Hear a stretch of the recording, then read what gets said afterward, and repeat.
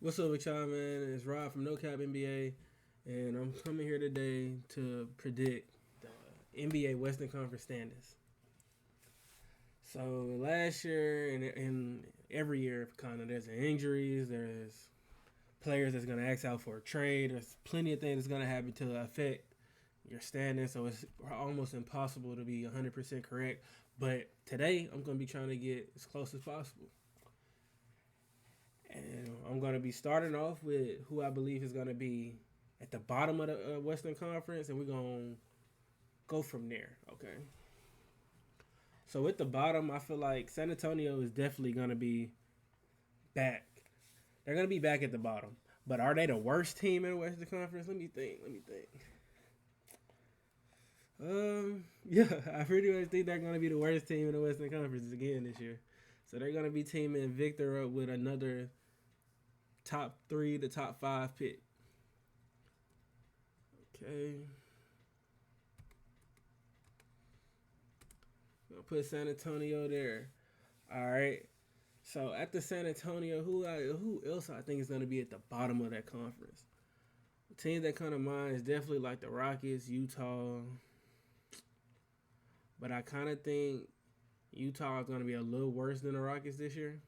Not gonna lie, I could definitely see the Rockets being a little better, adding Fred VanVleet and Dylan Brooks. They building a culture there, getting Udoka. So and I feel like Utah is they have a real focus on young players. They just got rid of Vanderbilt, Mike Conley, and all them at the trade deadline, and after that they took a dip. Cause remember last year Utah came out strong, but I think it's gonna be more of a development year for Utah. Seeing their young players get better, they got Cavante George, Taylor Hendricks over there. Those are interesting players over there that I like to keep my eyes on. But I don't see them being no more than a 14 seed. All right. Next, I feel like I think I'm gonna roll with. I think I'm gonna roll with Houston right here. Houston, they're gonna be a little better, but I still don't see them like in that play-in area. The Western Conference is just too deep now. Sorry to tell you. Like Houston, they're gonna be a nice, fun team to watch. They're gonna be more competitive for sure this year than they were last year. I seen a lot of people go off for season career highs last year versus Houston, but I don't think that's going to be the case. But I don't see them making the play in with the Western Conference being how deep it is this year. But I could be wrong. Jalen Green, Amin Thompson, them they could come back better than expected, and they could be a lot higher. But right now, I think I'm gonna go with I think I'm gonna go with Houston right here. All right. So this 12th and 11th, they're going to be teams that I feel like is fighting for the play in. It might be a team that probably should have made the playoffs, but injuries are cursed them. So first team that sticks out from this bunch we have right here is Portland. Pretty much the rest of these teams are playoff teams, but I feel like Portland definitely sticks out right here. I don't know. I like the additions that Portland got when they were getting Robert Williams, DeAndre Ayton. Of course, they drafted Scoot Henderson along with Anthony Simons, who I believe is going to be a 25 point per game scorer this year, with having a bigger role with Damian Lillard being gone. He was kind of in the shadow of him, but I feel like he's going to kind of in a sort of way break out, if you could say that, because he averaged like 21 last year. I think he's going to get in that 25, 26 range this year. But yeah, I definitely think they're gonna be right around here. You could swap them in Houston. This is like what team you like better, and I like the young talent. And I like how the team is more built in Portland than Houston. So that's why I'm gonna take them a little over them. All right. So last year we had Dallas. I think was the 11th seed. Let me fact check that real quick. Yeah, Dallas. They were the 11th seed. I remember they tanked a couple of years last year. I mean, a couple games last year, so they could get a better pick and draft Lively. But they could have definitely easily been in the playoffs. So this is kind of a hard one right here. Like all these teams right here are like pretty much playoff worthy teams. And they're gonna be like this right here is gonna be separated by like a game. Maybe somebody has the same record. It goes off like their record versus the conference or something, but I could definitely see. Ooh, this is a hard cut right here. I'm sorry, but two teams that I'm looking at. If everybody's healthy, that I don't think is just ready yet is Minnesota or OKC. Now I love OKC. I love how their team's constructed. I like Shea. I think Giddy's gonna be pretty nice, and I really like Jada, Jalen Williams. I like his game a lot, but I feel like they might not be there yet. This is hard. So my 10th and 11th, like this is gonna be like whoever you like more, and I low key think I'm liking. I low key think I'm liking OKC more than I like the Timberwolves. Yeah, I think I am. But then again, I kind of feel like the Clippers. Like I feel like this is gonna be like the last year, but we have a Paul George and Kawhi. I feel like they're eventually just gonna break this up some point in this season, and they're gonna give up on that and focus on their young talent. So honestly, I think I'm gonna go with I think I'm gonna go with the Clippers missing it. Yep, I think I'm gonna go with the Clippers missing the play in, and this could definitely change depending on how healthy the Clippers are, but I just haven't seen a healthy season out of them in so long. Like I'm actually getting kind of tired of watching the same team and them bring the same product to the table every time. But yeah, I think I'm gonna go with. Nah. I think I'm gonna go with the Clippers at 11. Yeah. Shit. This could definitely change for the Clippers though, depending on This could definitely change for the Clippers depending on how healthy they are though. We get a healthy Paul George and Kawhi, we talking top 60, top 5 maybe. All right. So now we're talking who's gonna be playoff teams. Who's gonna be surefire in there competing every night? It's the dog fighting the West. The 10th seed through the 4th seed is gonna be separated from like 3 games maybe. Okay. And I think the 10th seed is gonna be Minnesota. I can see Minnesota. It's Minnesota, OKC, and New Orleans. Those are the 3 teams I'm considering for these first 3 play-in spots. These last 3 play-in spots. And I kind of think I'm going to throw with, because New Orleans also has a history of being injured a lot. I think I'm going to go with them at number 10. Yeah. I think that makes a lot of sense right there. I think this might have been where they were last year. But I definitely see them being around this area. And you could definitely swap New Orleans and the Clippers because both of them have injury problems. Depending on Zion, Brandon Ingram, they both of them are hurt a lot, just like Paul George and Kawhi. But they definitely had a potential. Like let's remember now, y'all.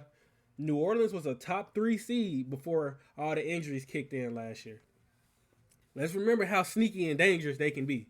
Like this might be a 10 seed here, but they have potential to win in the play-in and get up to an 8 seed and knock off the first seed depending on who it is.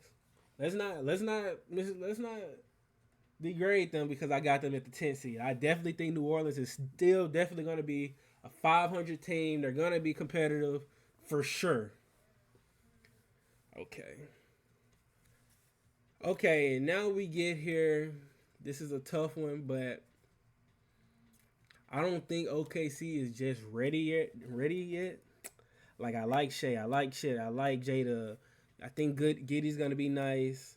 I still feel like they're gonna need another big man in rotation. Like I would personally find a more experienced, hard-working power forward, somebody that can get gritty next to Chet, and that might be what they're looking for out of this the other Jalen Williams, like the big man Jalen Williams, who I also think is pretty nice. I like his shooting his capabilities. I like how he can spread the floor.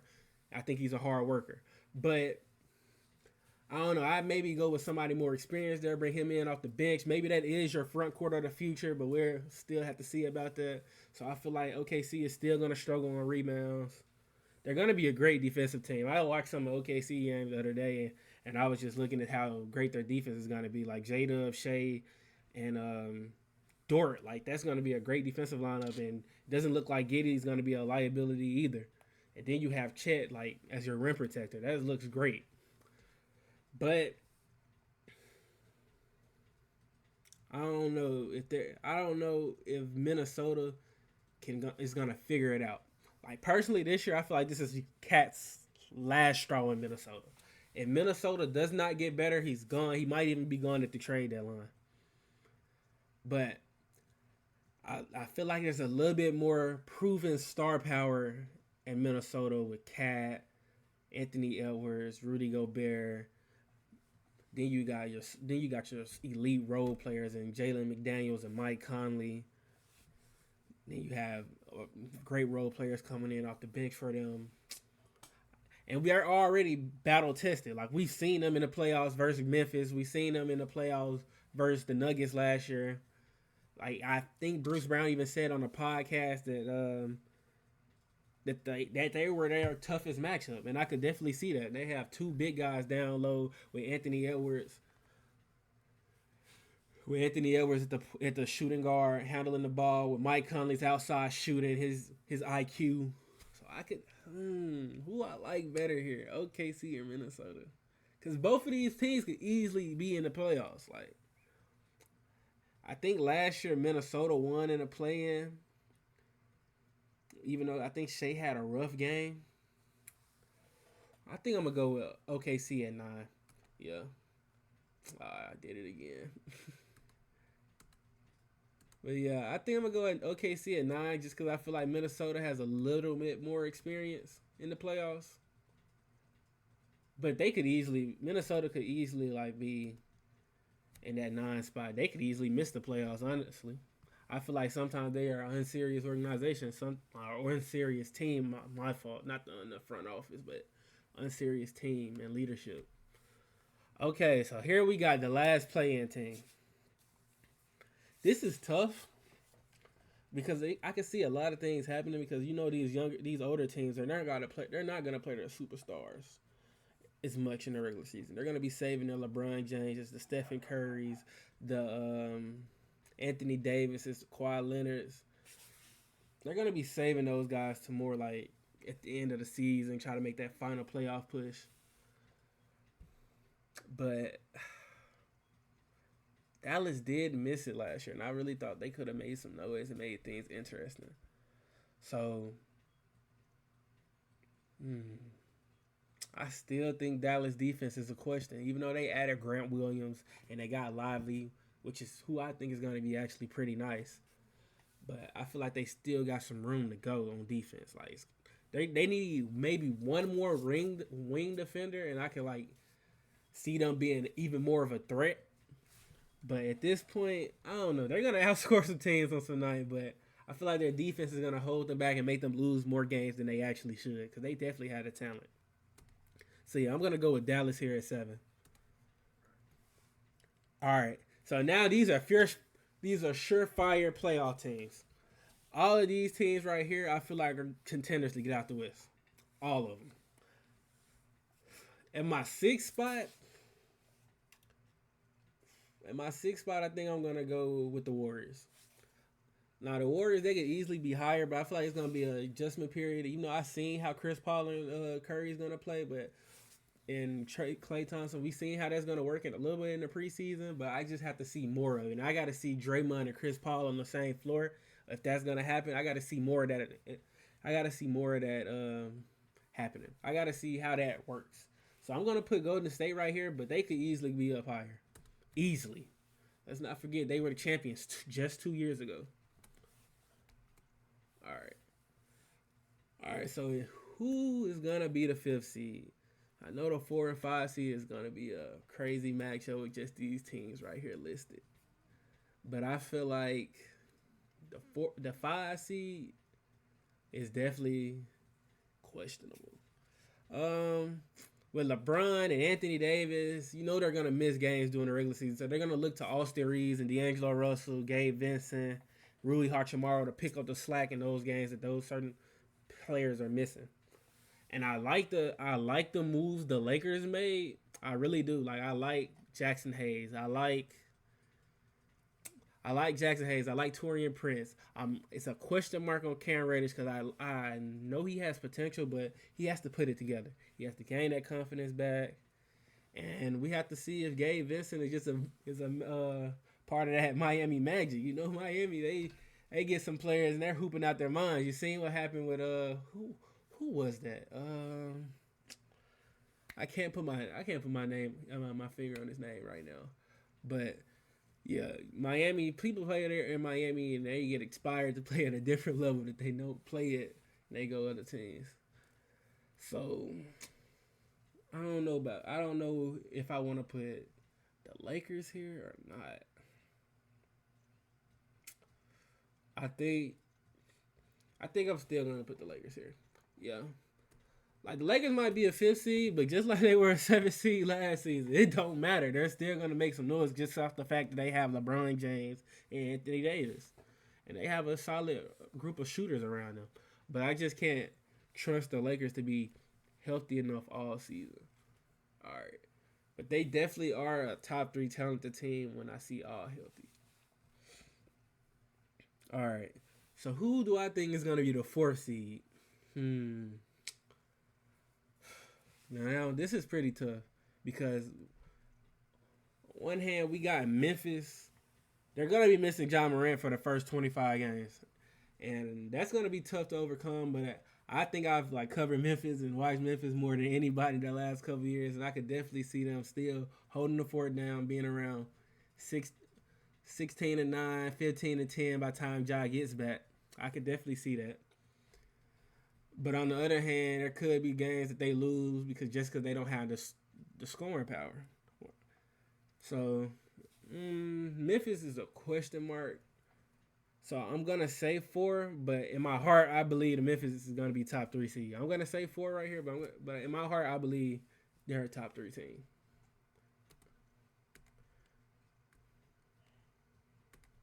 All right. So as a top three seed, who are the top three seeds, y'all? All right. I feel like number three right here is definitely gonna be the Kings. I like the Kings. I like how they shocked everybody. They shocked everybody last year and were a team that was a hot all year. Got into the playoffs. They showed that they could hang with the Warriors. Almost sent the Warriors home. Maybe if Fox doesn't get hurt, his protection doesn't drop slightly, they do win that series. But I don't know. I feel like there's still question marks on the Kings. Like now that everybody has the scouting report on you, you're not surprising anybody yet. No more. We know what you guys bring to the table. We know what that group, what that team brings to the table. Now we know what to expect from Fox. We know what to expect from Sabonis. It's just a matter of fact. Do Keegan Murray get better? Does Davion Mitchell get better? Does Malik Monk keep up that 6 man role? Like, does he keep up that six? Because I definitely think he could be in the 6 man of the year conversation. You know, I'm a big Kentucky fan. I love Kentucky. I definitely think he could be in the 6 man of the year. It's a matter of fact, if he could keep that up, if Herter can shoot back how he was shooting with the Hawks and at the beginning of the season with the Kings, because you know he had a rough playoffs. But yeah, I think I think they're a pretty good solid team. I could lock in at three. But I definitely think I definitely think Memphis has the edge, and I love to see a Memphis and Kings. I love to see a Memphis and Kings series. Wouldn't that be nice? Oh my god, Fox, Ja. Oh my god, I love to see that. All right, so now we're down to two teams. We got Denver and we got Phoenix. All right, so Phoenix, they got a lot of star power. We know this. We know what their star power brings to the table. They got three players on their team. They can go get you 20 at any point easily. They're gonna get you 20 a night. Like Bradley Beal's gonna get you 20 a night in his sleep. Devin Booker is gonna get you 25 to 27 in his sleep. Kevin Durant's gonna get you the same in his sleep on great efficiency. But it's just a matter of, do they play enough? And I seen a game that Nurkic had the other night versus the Trailblazers. That was a crazy stat line. DeAndre Ayton, you have to do better. Domination, you got to do better. But I don't know. I really could see Phoenix falling down to 4, and Memphis and Sacramento being above them. But I'm gonna give their star power some credit here, and I'm gonna put them at 2. I like the offseason moves that they made. I definitely like the offseason move they made, getting Grayson Allen, Narzir Little, Bo. Yeah, they just got little pieces that are gonna fill out their roster. And with Phoenix being at number 2, yes, I have the defending champs at number 1. I know people have questions on, hey, is losing Bruce Brown gonna hurt them? I feel like that's something like somebody else could pick up that role. Like Bruce Brown was, don't get me wrong, he was a huge part of that team, but a lot of his buckets were I'm out hustling people. And Christian Brown, whatever his last name, I don't want to get it mixed up, but that guy, he can play. I feel like he could fill those shoes of what Bruce Brown was doing. I definitely could see that. But Jamal Murray and Jokic, that combination, that chemistry they have with MPJ on the wing, with KCP on the wing, with the snipers they have around them, with Aaron Gordon hustling, I feel like they'll be all right. they're still the most consistent, the most chemistry filled team here. So I gotta respect them. I'm gonna put them back at number 1. They're the defending champs for a reason. So yeah, this is my NBA Western Conference predictions. Y'all let me know if y'all like it. I'm gonna try to come out with Eastern Conference predictions in the next couple days as well. But hey, y'all show love. Y'all like, share, subscribe. And I'm out.